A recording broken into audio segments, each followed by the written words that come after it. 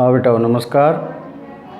आज अपना 12th class biology का अगला लेक्चर है, अगला वीडियो है। तो अपन पिछला जो लेक्चर हमने आपको दिया था या पिछला लेक्चर जो अपन ने पढ़ा है उसमें अपन ने किसके बारे में बात की थी? चौथे चैप्टर को शुरू किया था जिसका नाम था पादप जनन की विशिष्ट विधियाँ, है ना। उसमें हमने बात की थी किसकी? विशिष्ट विधियों की। आसंग जनन एक विशिष्ट विधि है, उसको हम पढ़ रहे थे। अब उसी में अपन कहाँ गए थे? प्रोफेसर पंचानन महेश्वरी आसंग जनन की परिभाषा पढ़ी, और परिभाषा पढ़ने के बाद हमने विंकलर जो वैज्ञानिक थे उनके अनुसार उसके दो प्रकार पढ़े थे। कौन कौन से? बीजाणुद्विद आसंग जनन और युग्मकोद्विद आसंग जनन। अब अपन आ गए थे कि प्रोफेसर पंचानन महेश्वरी ने भी आसंग जनन को वर्गीकृत किया है, आसंग जनन पर अध्ययन किए थे, और उन्होंने आसंग जनन को दो प्रकारों में बांटा था। वो दो प्रकार कौन से हैं? नंबर 1 अनावर्ती आसंग जनन,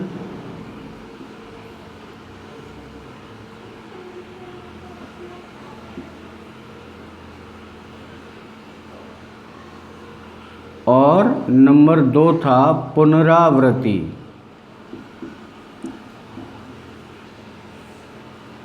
आसंग जनन। ठीक है, पंचानन महेश्वरी के अनुसार हैं ये। प्रोफेसर यहाँ लिख देते हैं, प्रोफेसर पंचानन महेश्वरी के अनुसार। ठीक है, दो प्रकार।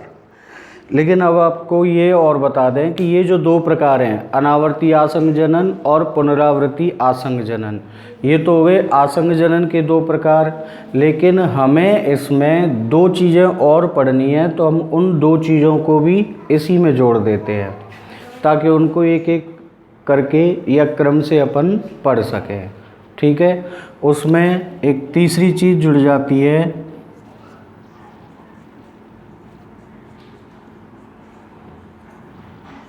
अपस्थानिक भ्रूणता। तीसरी चीज़ क्या जुड़ती है? अपस्थानिक भ्रूणता। और चौथी चीज़ अपन जोड़ सकते हैं इसमें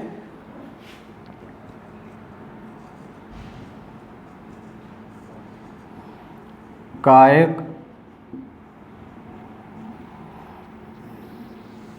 आसंग जनन, है ना। ये चार चीज़ें अपन को इस चैप्टर में और पढ़नी है। अब इसमें से अभी हम फिलहाल में केवल अनावर्ती और पुनरावर्ती आसंग जनन को पढ़ेंगे। अनावर्ती आसंग जनन क्या है? अनावर्ती आसंग जनन में क्या होता है? इसको भी हटाते हैं। पहला नंबर अनावर्ती आसंग जनन। अनावर्ती आसंग जनन में कुछ मुख्य बिंदु हैं, जैसे पहला बिंदु कि इसमें मादा युग्मकोद्विद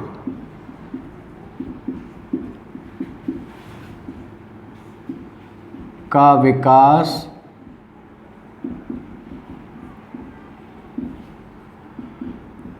अर्धसूत्री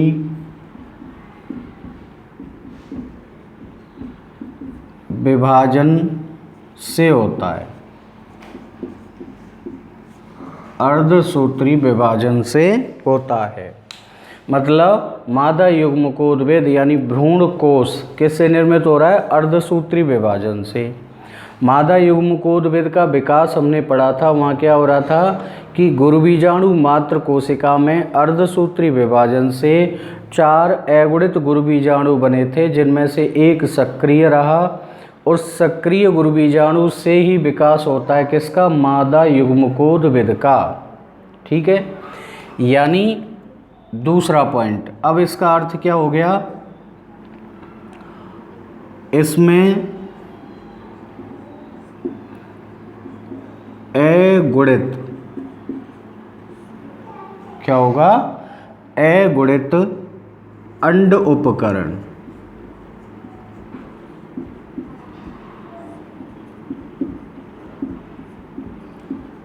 होता है।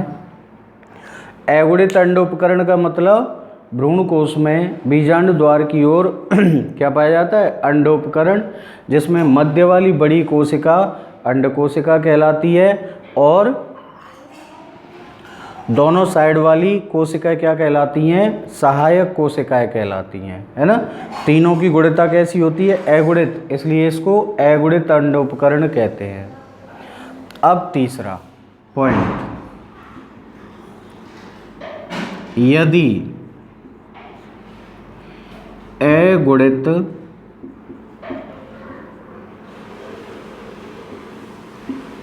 अंड कोशिका से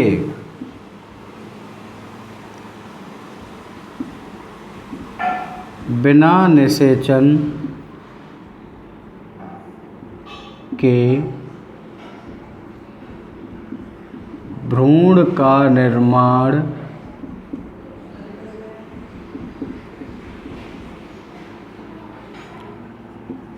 होता है।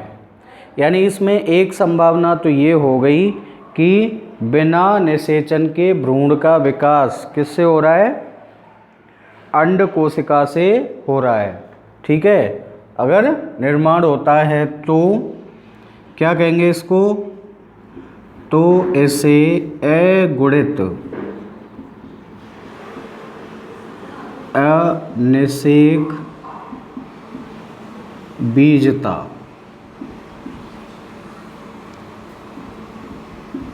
कहते हैं। देखिए, सबसे पहली बात अनावर्ती आसंग जनन में ध्यान रखना है कि अनावर्ती आसंग जनन में जो मादा युग्मकोद विद है उसका विकास अर्धसूत्री विभाजन से होता है और इस मादा युग्मकोद विद की अंड कोशिका अगुणित जो होती है या अगुणित सहायक कोशिका से भ्रूण का विकास होता है। एक तरह से हम यूँ परिभाषा दे सकते हैं। फिर आगे हम चाहें तो अनावर्ती आसंग जनन के दो प्रकार बना सकते हैं, अगुणित अनिषेक बीजता। इसका अर्थ क्या हो गया, यदि अगुणित अंड कोशिका से बिना निषेचन के क्या हो जाए, भ्रूण का निर्माण। ध्यान देना, अगुणित शब्द क्यों आ रहा है, क्योंकि अगुणित कोशिका से भ्रूण कैसा भ्रूण या बीज कैसा बन रहा है, अगुणित, इसलिए अगुणित। और बिना निषेचन के हो रहा है इसलिए अनिषेक बीज था। बिना निषेचन के भ्रूण का या बीज का विकास क्या कहलाता है, अनिषेक बीजता कहलाता है। तो ये अगुणित अनिषेक बीजता नाम हो गया। तीसरा पॉइंट, चौथा है, यहाँ क्या है, अंड कोशिका से भ्रूण का विकास। अब यही लिखें, यदि भ्रूण का विकास, यदि भ्रूण का विकास अगुणित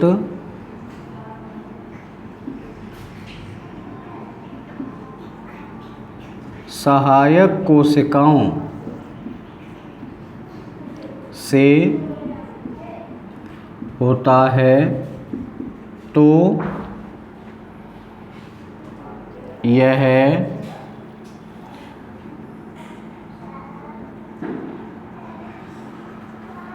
अगुणित अपयुग्मन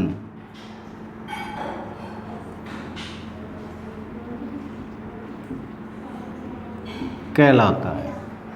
क्या कहलाता है, अगुणित अपयुग्मन कहलाता है, ठीक है।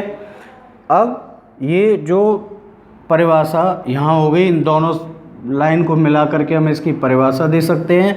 और इसकी यदि प्रकार बनाना चाहें तो दो प्रकार हो गए, कौन कौन से, अगुणित अनिषेक बीजता और अगुणित अपयुग्मन, ये दो प्रकार हो गए, ठीक है। दोनों प्रकारों में ध्यान का क्या रखना है, यदि भ्रूण का विकास अगुणित अंड कोशिका से हो रहा है तब तो क्या कहलाएगा, अगुणित अनिषेक बीजता। और यदि भ्रूण का विकास किससे हो, अगुणित सहायक कोशिका से, तो वो कहलाता है अगुणित अपयुग्मन, ठीक है। तो ये अपना हो गया है पहला प्रकार, कौन सा, अनावर्ती आसंग जनन। यदि आप दूसरे तरीके से देखें तो हमने आसंग जनन के प्रकार पहले जो 2 पढ़े थे उनमें एक पढ़ा था हमने युग्मकोद्भिद आसंग जनन। युग्मकोद्भिद आसंग जनन और इसकी अगर तुलना करें तो लगभग समान है दोनों। एगुणित आसंग जनन में क्या पढ़ा था हमने कि भ्रूण का विकास किससे हो रहा है, भ्रूण कोश या मादा युग्मकोद्भिद की एगुणित कोशिकाओं से, है ना। और यहाँ भी भ्रूण का विकास एगुणित अंड कोशिका से या एगुणित सहायक कोशिका से, तो ये भी वही हो गई। तो कुल मिलाकर के मैं पहले भी बता रहा था कि परिभाषाएं लगभग वही रहेंगी, केवल अलग अलग वैज्ञानिकों ने इनको प्रकारों को नाम अलग दे दिए हैं। ठीक है, तो ये पहला प्रकार अनावर्ती आसंग जनन, इसके 2 प्रकार हो गए, एगुणित अनिषेक बीजता और एगुणित अपयुग्मन। ठीक है, अब लेते हैं अपन नंबर 2।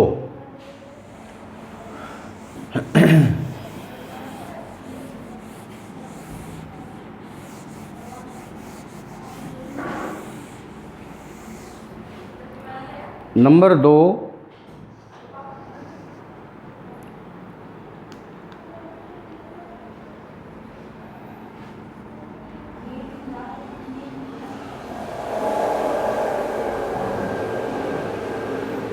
पुनरावर्ती आसंग जनन, दूसरा प्रकार क्या हो गया, पुनरावृत्ति आसंग जनन। अब इसके एक एक पॉइंट को पढ़ते हैं। इसमें पहला पॉइंट, मादा युग्मकोद्भिद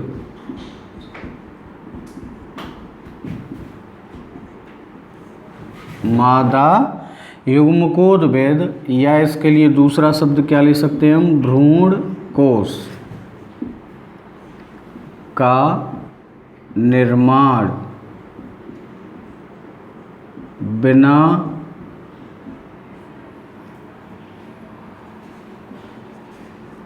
अर्धसूत्री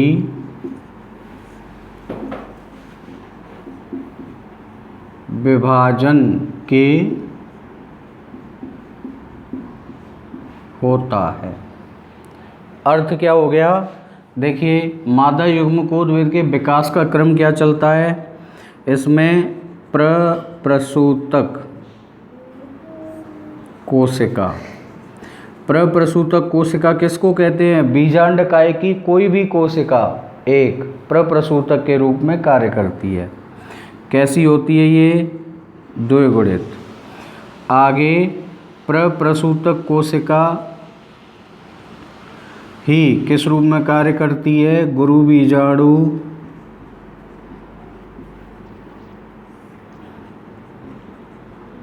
मात्र कोशिका के रूप में।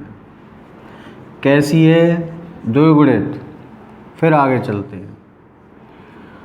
अब क्या होगा, इसमें नॉर्मल सामान्य जो प्रक्रिया है उसमें विभाजन कौन सा होता है, अर्धसूत्री विभाजन। क्या बने, गुरु बीजाणु कैसे हो गए, एगुणित हो गए। अर्धसूत्री विभाजन है इसलिए एगुणित हो गए। और गुरु बीजाणु से ही विकास होता है किसका, मादा युग्मकोद्भिद का, या इसी को क्या कहते हैं, भ्रूण कोश। मादा युग्मकोद या भ्रूण कोश की कोशिकाएं अधिकांशतः कैसी होती हैं, एगुणित होती हैं। कैसी होती हैं, एगुणित। ये तो हो गया सामान्य प्रक्रम। ठीक है, भ्रूण कोश के विकास का।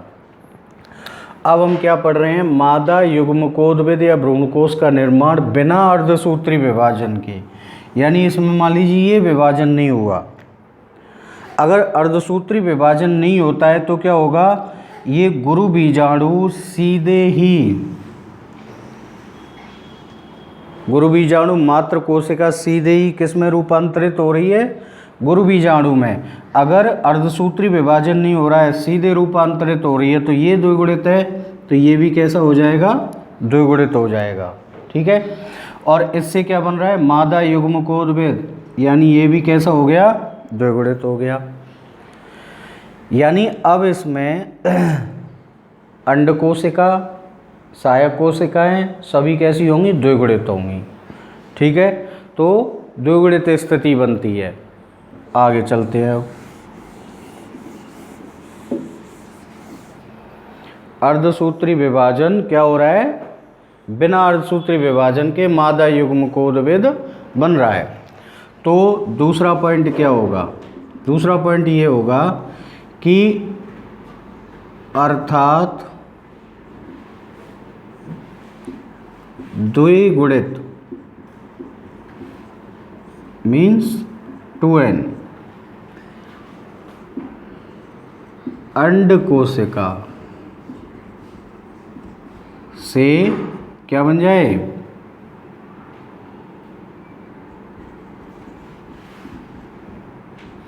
द्विगुणित भ्रूण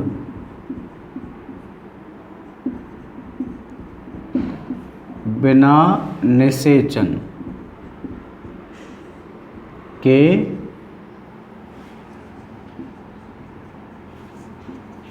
बनता है। ध्यान दीजिए, यदि बिना अर्धसूत्री विभाजन के मादा युग्मकोद या भ्रूणकोश बनता है तो वो कैसा बनेगा, द्विगुणित बनेगा।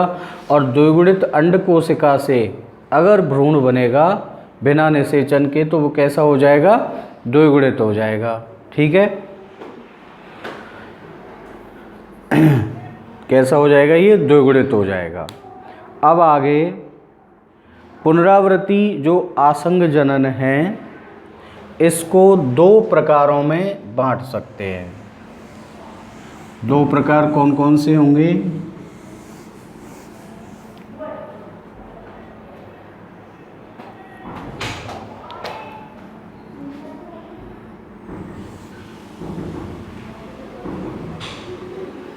नंबर 1 जनन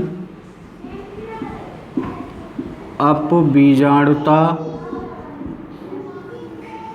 और नंबर 2 कायिक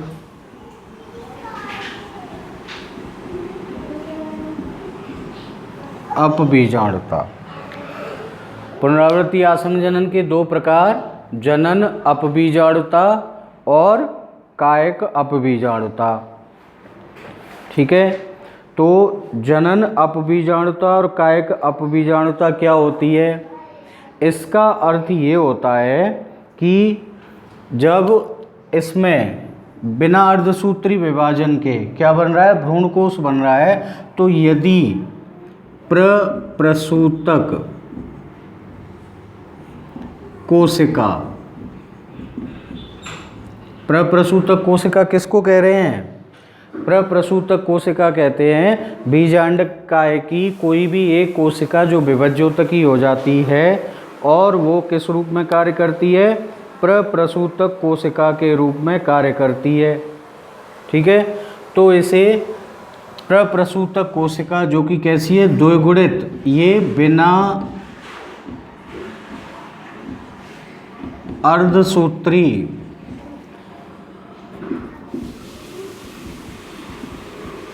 विभाजन के द्विगुणित भ्रूणकोश, द्विगुणित भ्रूणकोश बनाती है। ठीक है, अब इस द्विगुणित भ्रूणकोश की किसी भी कोशिका से यदि भ्रूण बनेगा तो कैसा बनेगा, द्विगुणित बनेगा, है ना। तो भ्रूणकोश बनाती है तथा इस भ्रूणकोश से भ्रूण विकसित होता है। ठीक है, आसंग जनन चल रहा है, आसंग जनन बिना निषेचन के सारी प्रक्रियाएं। तो जनन अपबीजाणुता में क्या हो गया, प्रसूतक कोशिका से बिना अर्धसूत्री विभाजन के क्या बना, द्विगुणित भ्रूणकोश, और इस भ्रूणकोश की किसी भी कोशिका से क्या हो जाए, भ्रूण विकसित हो जाए, तो ये द्विगुणित भ्रूण बनता है। अब इसके बाद में कायिक अपबीजाणुता। अगला कायिक अपबीजाणुता का क्या अर्थ होता है, यदि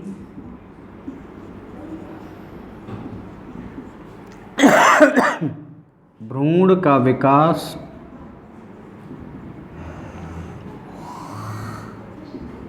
भ्रूण कोश से बाहर, जैसे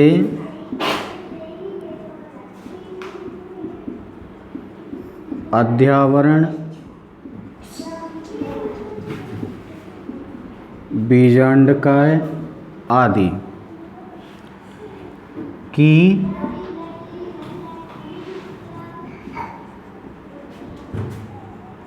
कोशिका से होता है। ध्यान दो, दोनों में अंतर है।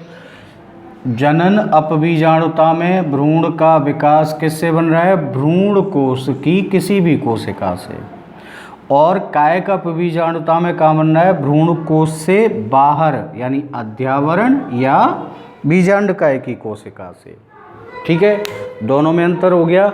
भ्रूण कोश की कोई भी कोशिका यदि भ्रूण बनाती है तो जनन अपबीजाणुता, और यदि अध्यावरण या बीजांडकाय की कोई भी कोशिका भ्रूण बनाती है तो कायिक अपबीजाणुता, है ना। अब फिर से अपन पहले जो दो प्रकार पढ़े थे उनकी तरफ ही चलते हैं। वहाँ पर एक प्रकार पढ़ा था हमने बीजाणुद्भिद आसंग जनन। आप यदि ध्यान दें तो यहाँ बिना अर्धसूत्री विभाजन के भ्रूणकोश बन रहा है, यानी सब इन दोनों प्रकारों में ही जो भ्रूण बन रहा है, भ्रूण वो कैसा बन रहा है, द्विगुणित बन रहा है। कैसा बन रहा है, कोशिका से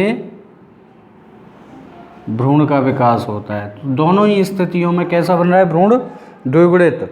और पहली वाले दो प्रकारों में बीजाणुद्भिद आसंग जनन में हमने पढ़ा था कि यदि भ्रूण द्विगुणित बनता है किसी भी द्विगुणित कोशिका से तो वो क्या कहलाता है, बीजाणुद्भिद आसंग जनन कहलाता है। तो ये उसी के समान है। ठीक है, तो ये दो प्रकार पंचानन महेश्वरी के अनुसार अनावर्ती आसंग जनन और पुनरावर्ती आसंग जनन, दो प्रकार हो गए। फिर से एक बार रिवाइज कर देते हैं।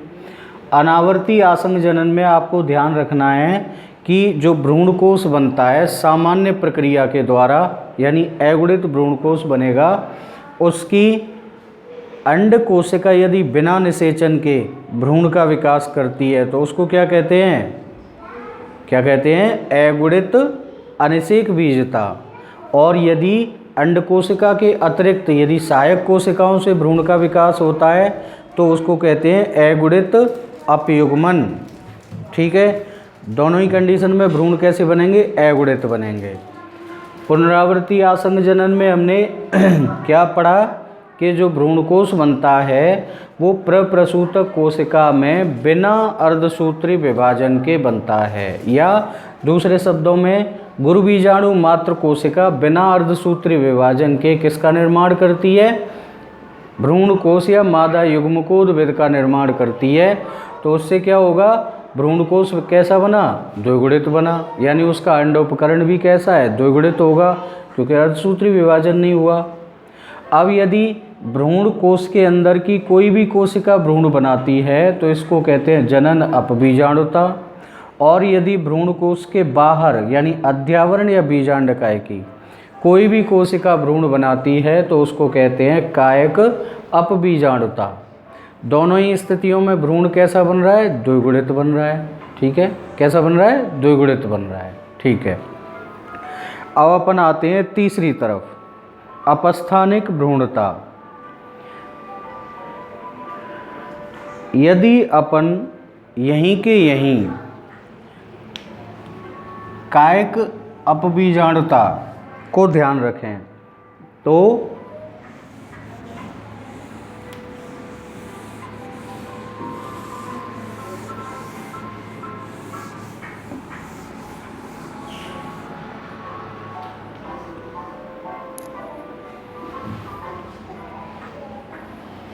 तीसरा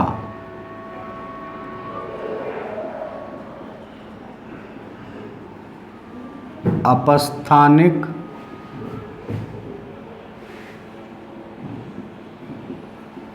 भ्रूणता। देखिए आज आपको एक चीज़ समझाता हूँ मैं। एक शब्द अपन को बार बार पढ़ेंगे अपन बायोलॉजी में, अपस्थानिक। ठीक है, कौन सा शब्द? अपस्थानिक। पहले हम अपस्थानिक शब्द का अर्थ समझें कि अपस्थानिक शब्द यदि किसी संरचना के साथ जुड़ जाता है तो उसका अर्थ क्या होता है। अपस्थानिक का अर्थ होता है मूल संरचना के समान, ये अर्थ है। अपस्थानिक शब्द का अर्थ क्या है? मूल संरचना के समान। कैसे? एक शब्द लिखते हैं हम, भ्रूण। भ्रूण क्या है? मूल संरचना। निषेचन की क्रिया होती है, निषेचन की क्रिया के दौरान क्या बनता है? युग्मज बनता है, और युग्मज विकसित होता है किसमें? भ्रूण में। तो भ्रूण क्या हो गई? मूल संरचना हो गई। लेकिन यदि इसके साथ में हम अपस्थानिक शब्द जोड़ दें, अपस्थानिक भ्रूण, तो क्या हो गया? भ्रूण के समान संरचना। अगर भ्रूण के साथ में हमने क्या जोड़ दिया? अपस्थानिक, तो क्या हो गया? भ्रूण के समान संरचना। यानी ये अपस्थानिक भ्रूण भी वही कार्य करेगा जो कौन कर रहा है? भ्रूण कर रहा है। जैसे भ्रूण का विकास हुआ, भ्रूण का अंकुरण हो रहा है, तो भ्रूण से किसका निर्माण हो रहा है? दो चीज़ें निर्मित होती हैं, प्ररोह और मूल तंत्र, और प्ररोह तंत्र, ये दोनों विकसित होती हैं। इसी तरीके से अपस्थानिक भ्रूण जो कि भ्रूण के समान है, यह भी क्या निर्मित करेगा? प्ररोह तंत्र और मूल तंत्र। ठीक है, यानी कुल मिलाकर के बात ये हो जाती है कि अपस्थानिक शब्द किसी भी संरचना के साथ जुड़ता है तो उसकी संरचना लगभग और उसके कार्य किसके समान हो जाते हैं? मूल संरचना के समान हो जाते हैं। ऐसे ही हम जड़ पढ़ते हैं, है ना। जैसे हमने पढ़ी जड़। जड़ क्या है? पौधे का भूमिगत भाग जो पौधे को भूमि में स्थिर रखता है और जल व खनिज लवणों का अवशोषण करता है। एक पढ़ते हैं हम अपस्थानिक जड़ या अपस्थानिक मूल। उनका अर्थ क्या होता है? ये पौधे के वायवीय भाग से निर्मित होने वाली संरचनाएं हैं जो भूमि में धंस जाती हैं और भूमि में पौधे को स्थिर रखना और वहाँ से जल व खनिज लवणों का अवशोषण करना। ठीक है, तो अपस्थानिक मूल वास्तविक जड़ नहीं है, लेकिन उनके कार्य, उनकी संरचना, वो सब किसके समान है? जड़ के समान ही है ना। तो वो वास्तविक जड़ के समान संरचना हो गई।